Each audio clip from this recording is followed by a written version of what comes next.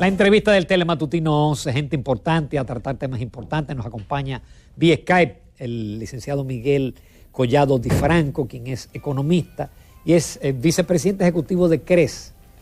Ayúdame. Comisión para el Desarrollo Económico Sostenible, algo así. Pero nuestro invitado nos va a decir ahora mismo. Buenos días, Miguel. Buenos días.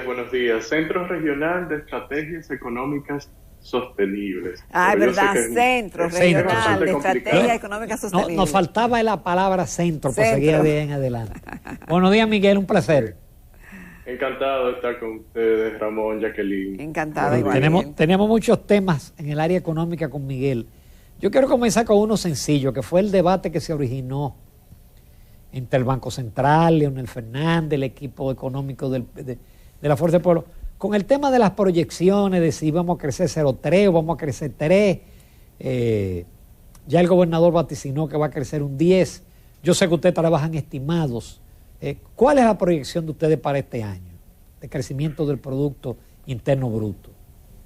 Mira, lo que nosotros decimos es que en la coyuntura en la que nos encontramos, donde la industria turística ha sido tan afectada, en la cual entendidos de la misma, instituciones relacionadas con ella, como por ejemplo Azonadores, han dicho que la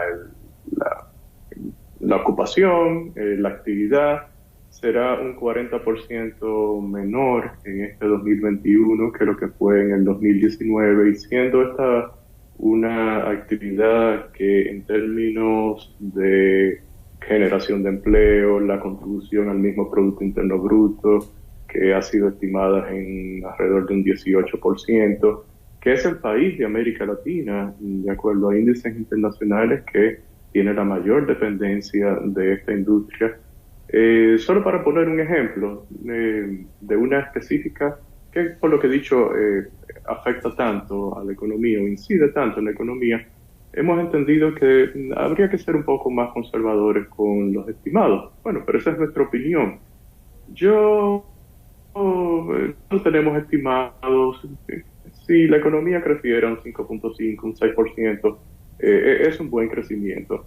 Ahora, yo creo, en mi aporte en esta conversación, es que las mismas autoridades, diría que el Ministerio de Economía, Planificación y Desarrollo, bajo su sombrilla está la Oficina Nacional de Estadística ahora mismo, y tal vez debería ser el abanderado para que esa Oficina Nacional de Estadística se convierta en un Instituto Nacional de Estadística. Y existe un proyecto de ley desde hace años en el Congreso de la República Dominicana. Yo creo que tener, como en la mayoría de los países, una entidad independiente de la autoridad monetaria, en este caso, que incide en la política monetaria. La autoridad monetaria trata de estimular la economía. Sería sano para estos debates tener un ente independiente con autonomía de todo tipo, incluyendo presupuestaria, y creo que beneficiaría en estos debates. Definitivamente, que las cuentas nacionales, la medición de la inflación y todas las estadísticas importantes de la economía recayeran sobre una institución, reitero, con independencia, y que las demás autoridades se concentren en lo que pueden hacer mejor, y sobre todo en la regulación, supervisión del sistema, y tratar de que la inflación, tal vez es el principal mandato que debe tener un banco central, sea lo mínima posible. Licenciado, ¿qué opinión le merece a usted el hecho de que a mediados de año el gobierno anunció, dio el dato de que cerró con un balance presupuestario con un superávit de 6.660.2 millones de pesos? Bueno, todavía es temprano para ver los resultados de todo el año. O sea, en República Dominicana hay que tener en cuenta que la costumbre es que los gastos se registran al final de año es que vemos verdaderamente cuánto es la ejecución total, global, para el año fiscal que finaliza, el año en que estamos analizando. A mí lo que me preocupa en términos del presupuesto, y ahí me voy ya al presupuesto complementario que fue aprobado recientemente, es que vamos a tener 2 años, el 2020 y el 2021, gastando un 31% por encima de lo que se gastó en 2019. Es decir, vamos a tener más de 400 mil millones de pesos acumulados, mucho más, que al cambio serían unos 7 mil y pico de millones de dólares acumulados entre ambos años. Pero más que en el 2019, licenciado. Sí, en el 2019 se ejecutaron unos 745 mil millones de pesos. En este año, al igual que el anterior, se van a ejecutar, de acuerdo a ese presupuesto, 976 mil millones de pesos. Pero eso supone algo grave, sí. ¿no? Es mucho, estamos hablando de unos 470 mil millones de pesos combinados entre los 2 años, si bien el 2020 fue responsabilidad de 2 autoridades diferentes. Ya en este año debió haber habido un control mayor del gasto. Se prometió, cuando digo se prometió es porque, bueno, es lo que usted incluye en un presupuesto que va a ejecutar, un presupuesto original, que iba a haber una reducción del gasto en este 2021 con relación al 2020 de un porcentaje de alrededor del 9%. En el presupuesto complementario se elevó y reitero, vamos a tener una ejecución de unos 976 mil millones, un monto parecido al del 2020. Miguel, yo creo, sí, Ramón. Miguel, pero este presupuesto tiene que presentarse en este mes y será aprobado en este año y no tenemos todavía reforma fiscal y parece difícil que haya una reforma ya fiscal. Hablando entonces, del 2022. ¿Qué debemos esperar entonces del 2022? ¿Qué debemos esperar? Sin reforma fiscal. Bueno, vamos por partes. Ustedes hablaban, los escuchabas anteriormente, de todas las promesas que hay de gastos que se han ido externando desde el Ejecutivo principalmente, y eso habrá que plasmarlo en algún momento. Se incluirán en parte en el presupuesto del 22, parte en el presupuesto del 23. No sabemos. Ahí hay que tener mucho cuidado, pienso yo, en la situación en la que estamos, de que todavía verdaderamente la gente siente que todavía no hemos salido de la crisis. Hay todavía una gran cantidad de empleos que se perdieron, que todavía no se han recuperado. Hay unos 161 mil trabajadores que estaban cotizando en la seguridad social concretamente en el sistema previsional, antes de la pandemia, de que iniciara la pandemia el año pasado, que todavía no están cotizando. Muchos empleos de esos todavía no se han recuperado, tal vez algunos están en la informalidad, que ha ido creciendo. Mi punto con todo esto que comento es que pienso que hay que tener cuidado con seguir incrementando el gasto público, y aquí en pos de la institucionalidad. Así como mencioné anteriormente, el Instituto Nacional de Estadística independiente, pienso que es necesario que las autoridades publiquen análisis de factibilidad de estos proyectos que anuncian. En República Dominicana nos hemos acostumbrado a que se hacen obras públicas y la población desconoce cuál es el aporte en términos económicos y sociales basado en un estudio, y si se quiere mejor todavía, independiente. Entonces yo creo que es un momento en pos del cambio de la institucionalidad en República Dominicana, que esto se implemente y que la gente sepa la rentabilidad que tienen los proyectos que se financiarían con dinero del erario, es decir, dinero del bolsillo de los contribuyentes. Pero mejor aún, trabajemos más con con alianzas público-privadas donde la responsabilidad no solamente de inversión, sino de riesgo caiga sobre entes privados y no sobre el Estado dominicano, que tiene ya, creo yo, que las manos llenas con muchos aspectos y muchas necesidades de reformas. Y podría concentrarse en ella. Y una necesidad de reforma en República Dominicana es precisamente en la parte fiscal. En la parte fiscal, nosotros desde el CRES hemos propuesto desde hace mucho tiempo una ley de responsabilidad fiscal, tal y como lo establece la Ley de Estrategia Nacional de Desarrollo en su artículo 36, pero también, aclaro que hay un proyecto de ley que fue introducido en el 2013, nosotros elaboramos junto con Finjus esta propuesta, y también junto con Francisco Canahuate, quien es un experto tributario que tuvo un rol muy importante cuando el nacimiento del Código Tributario de República Dominicana en 1992. Con él hemos venido trabajando en una propuesta de reforma precisamente al Código Tributario, de simplificación, de adecuarlo desde el 2015, y ahora tenemos una versión nueva, mejorada del mismo. Y entendemos que para nosotros sería la mejor alternativa en cuanto a la modificación tributaria que se necesita en el país, no como una vía, no como algo recaudatorio. Y aquí aclaro, Ramón y Jacqueline, o sea, la propuesta nuestra no es fiscalista, no es de corto plazo, como han sido prácticamente todas las que se han establecido, se han implementado en el país desde el año 2000 hasta la fecha, que lo que procuran es solucionar un problema creado precisamente por incremento en el gasto, por la erosión las mismas bases del sistema tributario, que incentiva la informalidad, que incentiva la evasión, que incentiva la ilusión. Entonces hemos creado un anteproyecto de ley, ya este está redactado. Si hubiese la voluntad de introducirlo al Congreso, podría hacerlo, si alguien se quiere apropiar de él. Está colgado en nuestra página, cres.org.do, donde hay suficiente información sobre el mismo, así como la ley de responsabilidad fiscal.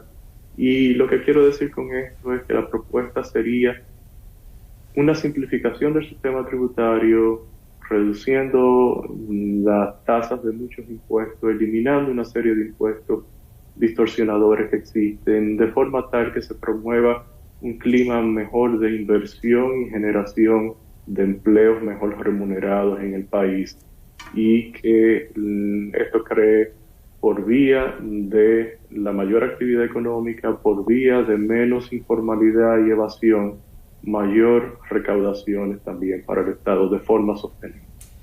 Licenciado Di Franco, en cuanto a lo que podría ser una reforma fiscal o un pacto fiscal, justamente la parte del gasto fiscal, de lo que mucha gente analiza, otros critican, otros piden que se eliminen completamente, otros dicen que no, que son las exenciones.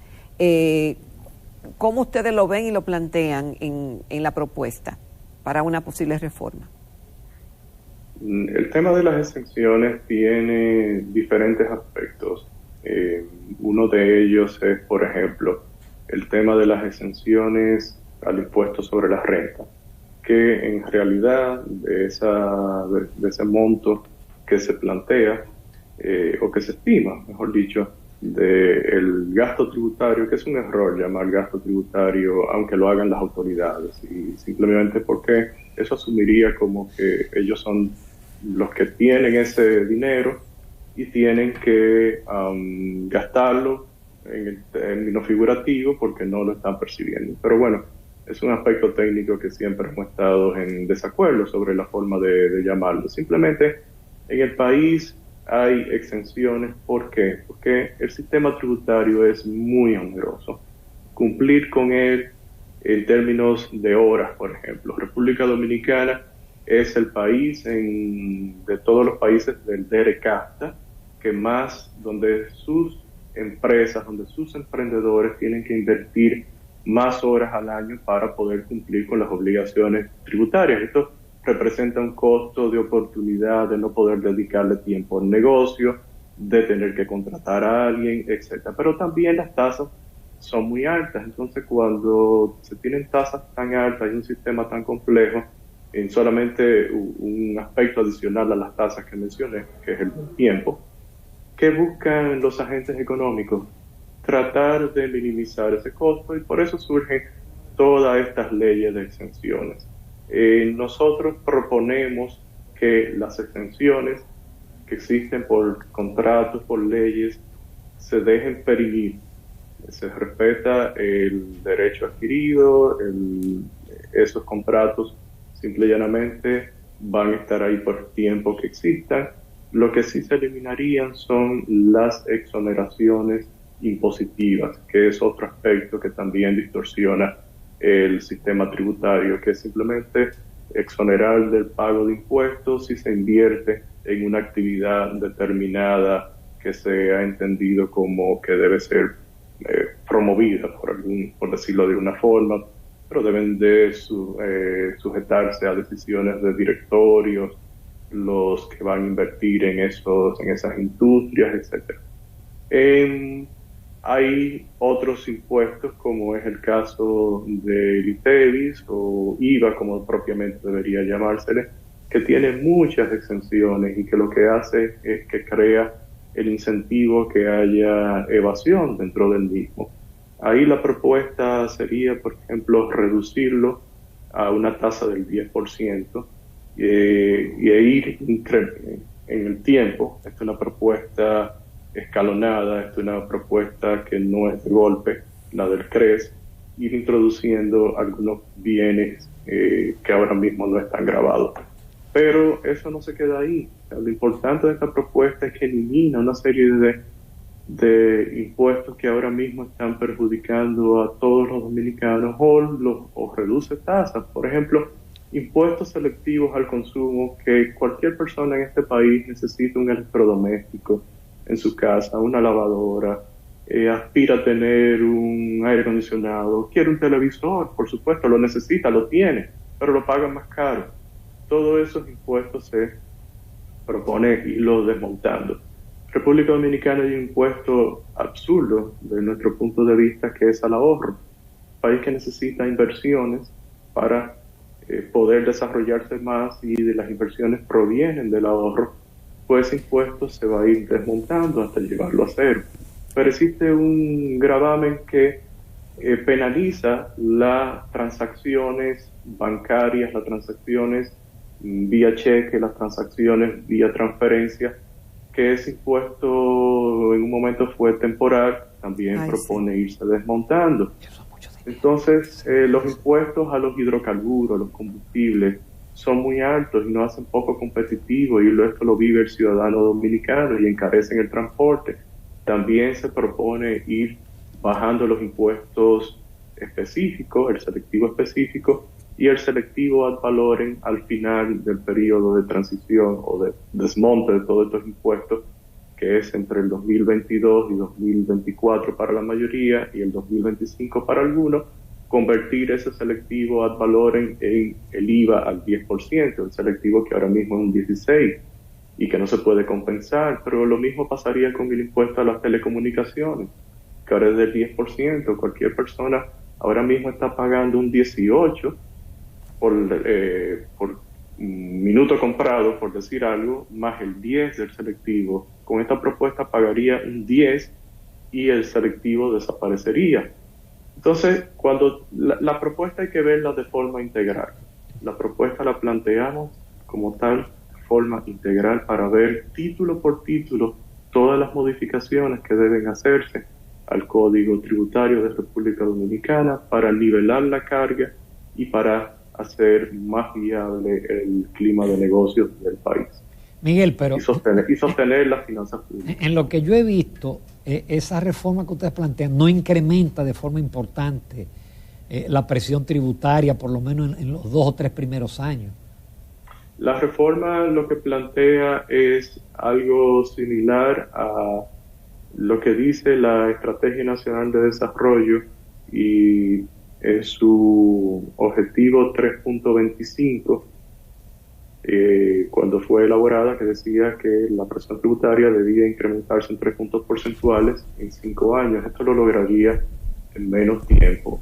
Y fue algo que se tuvo en cuenta cuando se hizo aquella modificación del sistema tributario en el 2012, la 253-12, esa ley que fue muy penalizadora del sistema tributario de la economía, y se trataba de llevar la presión tributaria a 3 puntos porcentuales. ¿Y qué se logró? No se logró nada, porque el segundo año la presión tributaria volvió al nivel del 2012. Esta propuesta plantea en el tiempo ir aumentando. El problema aquí es que nos hemos acostumbrado a pensar que el único componente de las finanzas públicas son los ingresos. Y bueno, quiero aclarar, creo que aclaré con eso, que se lograría el objetivo y se superaría planteado una estrategia nacional de desarrollo, pero el otro componente es el gasto, que ya mencionaba en el segmento anterior, cómo se ha mantenido alto y cómo debe de, no solamente hablar aquí de calidad del gasto, que es ese como, sale esta palabra medio cliché, pero es la panacea que se nos ha vendido, que es como la modificación que se va a tener ahora en la administración de las finanzas públicas. No, que hay que ser conscientes en que no podemos seguir gastando tanto, y por eso la necesidad de una ley de responsabilidad fiscal que llevaría al gasto, o mejor dicho, al déficit, a un presupuesto, un resultado del equilibrado del mismo, o sea, el balance presupuestario sería equilibrado en el 2025. Eso se alcanzaría con un incremento en los ingresos, pero también con la combinación de la moderación en el crecimiento del gasto. No reducción en sí, sino moderación del crecimiento del gasto. Por lo menos para el año 2022, y a partir de el 23, 24, 25 se podría crecer en los niveles previos a la pandemia. Muy bien, Miguel. Muchísimas gracias por aceptar nuestra invitación y tratar que va a ser un tema de debate que nos va a acompañar, parece, este año y el próximo año. Muchísimas gracias. Gracias a ustedes. Tengan buen día. Gracias. Buenos días. Nos vamos, amables televidentes, a la pausa comercial para retornar con la recta final del Telematutino